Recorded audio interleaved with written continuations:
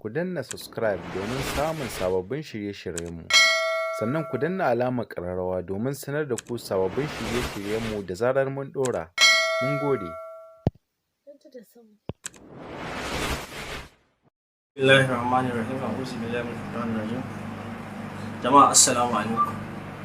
Sunana Yasir, dan uwan Ummi Rahaf.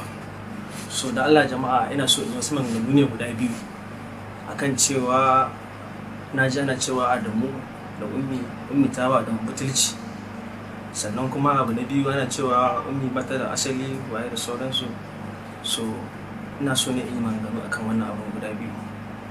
So na farko dai gaskiya Adamu ba shi ya kawo Ummi industry ba, kuma Adamu ba shi da alaka ta family ko na wani dangi nesa ko na kusa. Asali dai sun haɗa a kan ɗan Ummi ne, wanda ta zo ne shi ma ya zo. Don a lokacin ba zan taɓa mantawa ba, ɗan Ummi ma kamar lokacin za mu tafiya ne, sai ma'azzamu Idi Yari a lokacin ya zo gurinmu ni da yarinyar nan, ya ce da Allah yana so ta masa aikin nan. Dan a lokacin ma tafiya za mu je biki ne. So a lokacin sai Umar Kanu of course Umar Kanu mijin Fati Muhammad shi ne ya ba shi lambar mu, ya zo ya same mu har tasha ya nemi wannan alfarmar. So aka zo fim ɗin Ummi ɗin, a nan muka fara ganin Adamu, ita ma ta fara ganin shi. Dan a lokacin ya yi aiki da yarinyar a fim ɗin Ummi, ya ga masha Allah ta yi acting mai kyau, wanda a lokacin wannan fim ɗin ta fara yi. So bayan an gama aikin dai muka exchange phone number, ya karɓi number ta. So wannan a gurin dai wannan shine haɗuwarta da Adamu. Fim ɗin gaskiya na Ma'azzam Idi Yari ne, shine director, da Abdul Ahmad shine producer.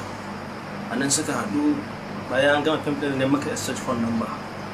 So bayan sati biyu a lokacin sai na ga wayar Adamu ya kira ni, ina ce min yarinya na sun saba da ɗansa Haidar. So da Allah yana bukata in dai tana free, Allah yana bukatar alfarma ta zo gidansa ta ɗan yi hutu. So dan a lokacin ma tana zuwa school, da aka yi hutun ko kamar yadda muka yi alkawari bayan an yi, ni da kaina wani je haka Kaduna na kai masa yarinyar nan. So a tun na bata bayan sati biyu a lokacin high low still sai dawo da ita gida. So magana kuma akan cewa Ummi ba ta da wai mahaifiya ko mahaifi, to wannan zance gaskiya ba haka bane. Hasali ma aka lokacin da Adamu ya shirya za shi Saudiya, ya zo ya karbi lambar wayar mahaifiyar yarinya na. A lokacin ya ce mai sun je Saudiya za su gaisa, na ɗauka na bashi. Suka je Saudiya da shi da Afakan Lawo da Rarara suka je. A lokacin bayan sun je sun ɗanyi aikin su na Umara, sai ya kirawo ta a waya. Dan a lokacin ma ita zo ta same su a saukinsu, suka yi magana. A lokacin ma har yake nuna cewa shi yana so ya auri Ummi tun a time din ma. Dan babat a lokacin bayan sun yi magana ma ta kira wani duk ta bayanin abin da ya faru. So gaskiya dai a lokacin ita yarinyar da Adamu kamar irin akwai soyayya, yana ƙaunata a lokacin maganar gaskiya. Saboda ni ma wannan abin na kula da shi sa bana iya a lokacin bana iya yin wani misali a tsakanina da su. Kawai na san cewa akwai kauna. A laluhu na ga ya kira wani, ina a lokacin tare da ita, sai yake ce min da Allah ya sirne. Na ce masa, ya ce min da Allah shi wani aiki da yarinyar nan Ummi, wani aiki da Biba zai tura min script a Kaduna. Na ce mishi to ba matsala. Lokacin ta yi fina-finai dai kamar guda 5 ne ko 6 ne, irin ta yi Labiba, ta yi Sadakar Yalla, ta yi Watan Wata Rana, irin su Gudan Jini. So a lokacin wannan fina-finan su ne wanda ta yi. So a lokacin fina-finan da yake duk ba su fito ba. So sai a lokacin Adamu bayan ta dawo hutu ya ƙara neman, an kwana biyu dai haka dai irin wata 3 wata 4 dai. A lokacin sai ya ƙara neman da Allah ya daina za ta zo gidansa ta ƙara yin hutun makaranta idan an yi, saboda dai ɗansa. So ta yi wannan yanayin wannan alfarma. So da aka yi hutun makaranta dai still na ƙara ɗaukan yarinyar nan na kai ta har gidansa. Dan lokacin ma da na kai ta ma bayan nan kawai sai na bacca muka waya da shi suna tafiya ta wurin matansa. So bayan na dawo Kano ta ɗan kwana biyu a can, so sai na samu labari ya rabu da matansa, an dauki yarinya an kai ta wurin mahaifiyarsa tana zaune a gurinta. So bayan a lokacin ni kuma ina can family ina ta shan tambayoyi na ummi na a lokacin ban samu time bane na dawo na dauke ta na ce amma insha Allah zan zo dauko ta. Dan a lokacin akwai yayana ma shi bai ma samu labarin ummi tana wani film ba, ni ban dauki film komai ba. Na dauka da mun film ne a guri na sana'a ce, business ne shi take yi. To yana yazo shi yarinyar nan ashe film ta fara yi ya ga film ummi na ya fito, dan ni kuma ga masa ban yi ba a lokacin, saboda a lokacin muna tare da ita yarinyar ummi na. So yayin nawa da yazo ya fara gaggiyan maganganun sarransa, to amma a lokacin ya san ta rashin fahimta. Daga baya kuma da ya fahimce ni sai kuma yake tunanin cewa a dagatar gaba daya. Kawai a lokacin da man ta fina-finai da yawa duk ba su fito bane ba, sun ci gaba da fitowa ɗaya bayan ɗaya, sai yake ganin cewa kamar ba a daina bane ana yi. Sai ya ɗauke ni ya kai ni ƙara wurin 'yan Hisba. A lokacin ma kai ba ma ni ya kai ba ma yarinya ya fara kaiwa. So daga nan sai yayan na kai ni Hisba. A lokacin aka rufe ni, dan gaskiya a Hisban nan ba laifi na sha wahala, dan har aski suka yi min suka dake ni sosai. Daga ƙarshe shi yayan na ma haka din ya ga dai ban yi laushi ba, kes din ya ɗauke shi ya kai shi NAFTIF kamar human right. Aka je can ma dai suka kulle ni, akalla na kai kamar sati 3 a kulle. So a lokacin ita ma yarinyar tana hannunsu, kuma sun yi invited dan Adamu ya zo da Umar Kanu da su Fatima Ahmed, amma dai duk ba wai sun zo bane saboda an kira su akan wani abu wanda ya taɓa mutuncin su ko waye. Kawai dai ana so a dan tambaye su ne issues na game da ita yarinyar nan. So a lokacin dai sati na 3 ta kuma yarinyar ta kai ma wata a hannunsu, don ba zan taɓa mantawa ba da suka kira Adamu ya zo, su NAFTIF din suke kokarin nuna wa yarinyar ma irin kamar ai ana ce musu ai ba ta da wani gata ko waye, suke so lallai sai sun damƙa yarinyar a hannun Adamu ta ci gaba da zama. Aka kirawo mamana, aka kirawo Adamu. Lokacin ni ba na ma gurin saboda lokacin ban yi aure ba. Aka tambayi yarinya, ke goma ake zauna? Yarinya ta ce ita za su zauna a gurin Yasir, saboda Yasir tare aka san mu da ita tun tana karama. Ni na yi ɗawainiya da yarinyar nan, na kai ta makaranta boko, na kai ta islamiyya, duk wani irin kamar rashin lafiya asibiti din ni ne dai, tun a time din ma, tun ma kafin ta fara har ma ta zo ta fara har ma yanzu. So ni abin da nake so in fahimtar da mutane, maganar gaskiya Adamu ba shi da alaka da yarinya, ko ta nesa ko ta kusa. Bayan hukuma sun ba mu dokoki, so a lokacin yarinyar ta bace a industry, ni ma na bace. To gaskiya a wannan shekara 7, ni gaskiya ban san wani abu da Adamu ya tura wa yarinyar nan ba, ko kuma ni ya tura mu ya ce in bata. Bai san ɗawainiyarta ba, bai san cinta ba, bai san shanta ba, bai san suturarta ba ko rashin lafiya da sauran wasu abubuwa na cikin rayuwarta. So a wannan shekarun, irin an shiga shekara na 8, Adamu ya kirawo ni a waya, yake ce min da Allah yarinyar nan yana so zai yi wani aiki da ita. Fim ɗin ya yi reserve da ummi. To a lokacin ummi bata kai wanda ya ci gaskiya. Sai na ce gaskiya ka yi haƙuri, dan ni ba na ma iya kira sunan shi saboda ina ganin mutuncinsa. Ko in ce masa prince ko in ce masa yallaɓai, abinda nake gaya masa kenan a lokacin. Sai na ce ka yi haƙuri, na san ummi yau ni ba abin da zan iya akan wannan abu, saboda ba ta kai wanda ya ci ba. Na san ta kai wanda ya ci, ko in barta ko bana, ko kuma ka in barta ko bana raye, na san in ta yi sha'awa za ta iya yi.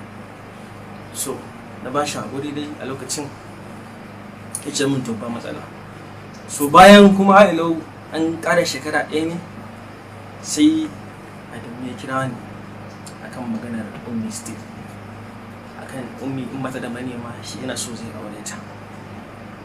A lokacin ba zan manta ba, ina Katsina, kira da waya muka yi magana da shi ta fahimta. Da yin magana auren nan a lokacin na san dama yarinyar ba da ke ba, saboda a lokacin tana kaunarsa ba. Sai na kirawo Umar Kano, nake ce masa kaji ga abin da Adam ya ce. Sai ya ce in da gaske ne ai daman hakan ya fi, tunda aure shine mutuncin ya mace. Sai na ce masa ni ma dai abin da nake so kenan, saboda na fi son ummi ma ta yi aure a kafin ɗin nan wallahi. Sai ya ce min ba matsala, ka tabbatar da hakan. Muka ƙara magana da Adamu dai muna ta waya dai akai akan maganar auren yarinyar. Har na zo gida ma nake cewa ummi kin ji ta ce min wallahi yaya ba matsala. Ai na san ba za ka yi abin da cuce ni. Na ce ai Adamu ne, yadda nake kaunaki haka shi ma nake kaunaki.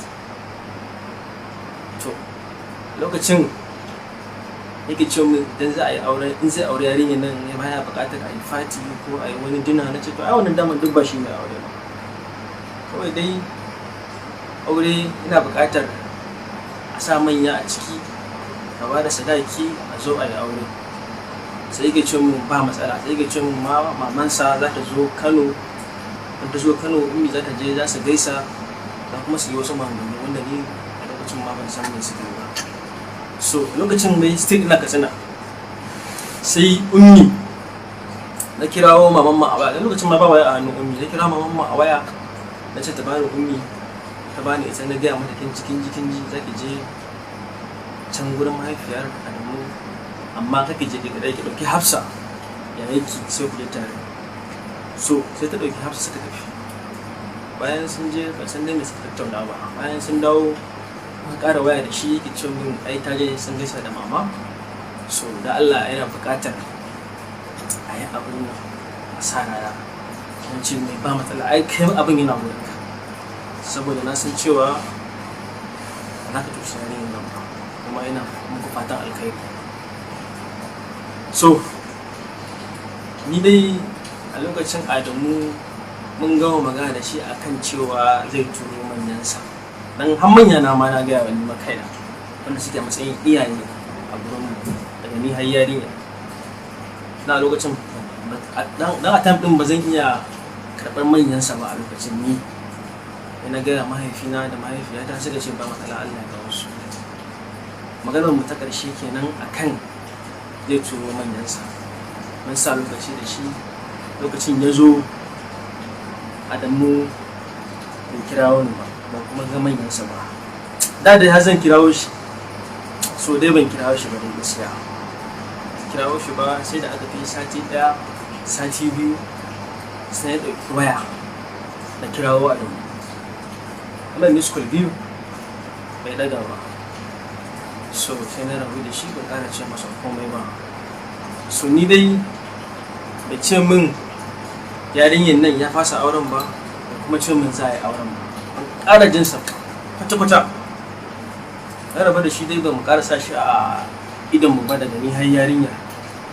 So bayan kamar shekara ɗaya still sai Adamu ya ƙara kira na a waya.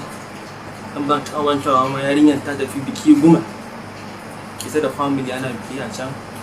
Ya kira wani zai wani aiki farin wata da sauransu, waye ɗan ummi tana bukata. Bayan ni wancan magana da shi fa, sai ni a tunanina kamar ina ganin cewa misali sai an yi aikin za su yi auren koya ne, ni ban sani ba. Kawai dai ya kira ta labarin farin wata. Lokacin sai na accepting, na ce masa ba matsala, tunda yanzu ummi ta kai wanda daman tana min magana ma ita daman tana so ta koma university, kuma na mata accepting, na mata alƙawari sa ta koma, tunda ba wani wanda zai mata jagora in ba ni ba, sai kuma Allah ne zai mata jagora, ba ni ba, Allah ne zai mata jagora. So ummi sun je sun yi aikin farin wata, dan kafin ma su yi sai da muka karɓi form na kamfaninsa, muka je nan sansu na Kano, ni na yi signing muka je sanso na can NTA ma can ma aka kawo ni na sani komai ni na zai sa hannu akan aikin wanda ta yi na farin wata. Ta je ta yi aikin farin wata aka ɗauke ta satin ta biyu a can ana aikin. So bayan ta gama aiki ni dai ta buga min waya ga tana hanya ta dawo bayan sati biyu kenan.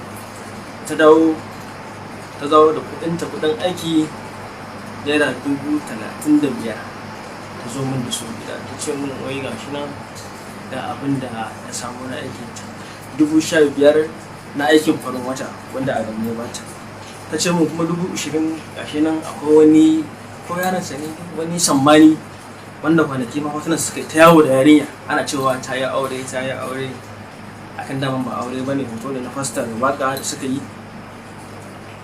So wannan kudin wakan ne shi yaron ya biyo ta hannun Adamu ya karbi 20,000 akan wannan wakar da za a yi guda biyu ya ba wa yarinya su ne kudi 35,000. Na lokacin ma kudin ma ta dauka barje kasuwai Ibo Road ne ta so kayayyaki wanda za su yi wakar tare dan ko kandala ma a kudin mariyan ma wata fara ba.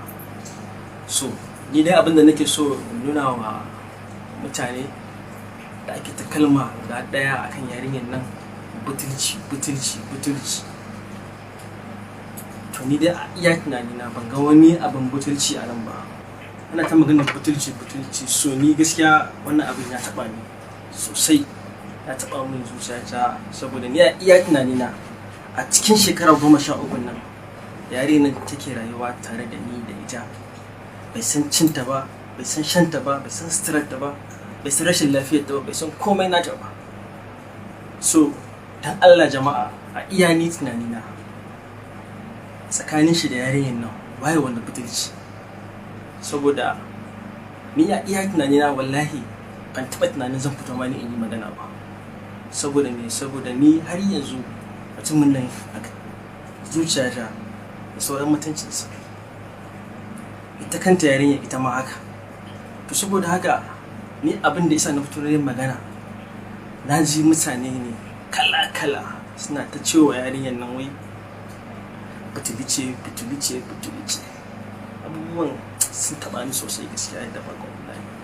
To saboda haka dan Allah abin da nake so mutane ku fahimta a iya wannan labarin da na bada tsakanin Adamu da yarinyar nan, dan Allah wai wani butulci. Shin Adamu ne yau ummi butulci ko kuma ummi ce wata wa Adamu butulci? Kuma take magana tona asiri, ya ta wani tona Adamu asiri ba akan wani abu bane, ba akan wannan maganar auren ne da yace zai aure ta kuma abin da Allah bai yi ba. Sannan kuma baya so ta kula kowa. Wannan magana da yake cewa wai ai ki ya ce mutum a matsayinsa in yana matsayin kamfaninsa idan ya ce yayi nan shi baya so ya ga yana yin wani guri. So duk mutumin da a rayuwa kana kyautata masa ba zai guje ka ba. A iya tunani na kenan duk ko ma waye, tunda ni ya tsawon shekaru na da yarinyar nan da a ce na zalunce ta ko ina mata wani abu na wanda zai bata mata rayuwarta a iya shekarun nan a tun ta guje ni, saboda bayan na haife ta ba inda ban ba yarinyar nan tarbiyya ba to ta yaya ka fito ka ce za ka aure ta. Kuma yarinyar nan a lokacin da kai magana auren nan tana da manema da yawa, amma saboda darajar ka in ce su dakatar da kowa a lokacin. So saboda haka ni ina ganin cewa yarinyar nan tana da tarbiyya daidai wacce muka bata. Sannan kuma da kake ta maganar yawo ni ummi ba san take zuwa yawo ba, saboda kullum tana gida. Hasali ma sau tam za ka kira wani kace mun haɗa ka da ummi, in ɗauke ta ta ɗauki waya in ba ta. So wani lokacin kuma kira ni bana gida zan ce maka bana gida, in na dawo amma zan haɗa ku. Wani lokacin ma sau nawa zan dawo in kira ka a waya miss call nawa ba za ka yi fikin ba kuma ba za ka biyo baya ba. So lastly maganar karshe wanda ni ya fi taɓa min zuciya ma ya ƙona min rai sosai fiye ma da kowane abu, ake maganar ummi ba ta da asali.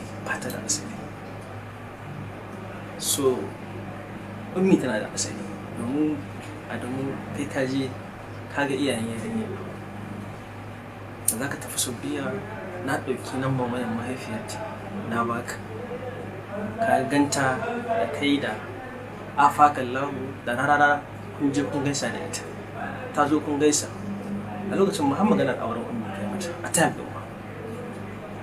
So saboda haka ummi tana da iyaye, da mahaifinta da mahaifiyarta, ga mahaifin ummi ga mahaifiyar ummi.